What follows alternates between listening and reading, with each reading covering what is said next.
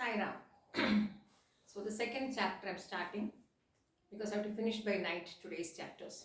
Okay, and so she's seen feeding her own head with which she has cut, that is ego again, uh, with blood and serving blood to the companions Dagini and Varnini. I told you earlier. So here there are so many stories that this Dagini and Varnini are nobody other than Jaya and Vijaya, are often told as Dagini and Varnini. Okay. Yeah, even in Lalita Sasnam it comes. Okay. So now what happens? Why goddess cut the head was to feed the hunger, that is lust, kama, of the her two attendants and her own head, and fed with blood to eradicate the hunger of lust and sex. So the this really doesn't mean that she's cut her head to drink blood. It says that cut the head means ego. That is to control over your lust and hunger. That's hunger for lust, that is kama, that was sex, and for anything over what do you call it? Overreaction towards things like what I say here. She says no. Uh, Eradicate the hunger of lust and sex. So she taught her companions that no reaction for overexcitement and over hunger and over things should not be there. You should know to control your senses.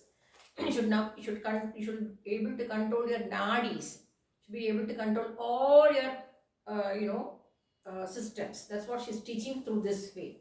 Okay, now, and to make upasakas understand, to reach goddess and be in spiritual uh, way, uh, transformation is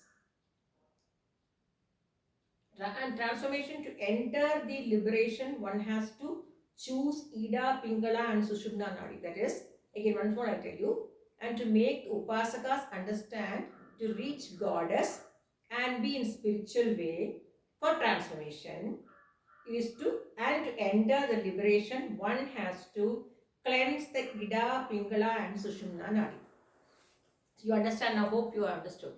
So I was learning about this. So we have the Ida, Pingala and Sushumna Nadi, right?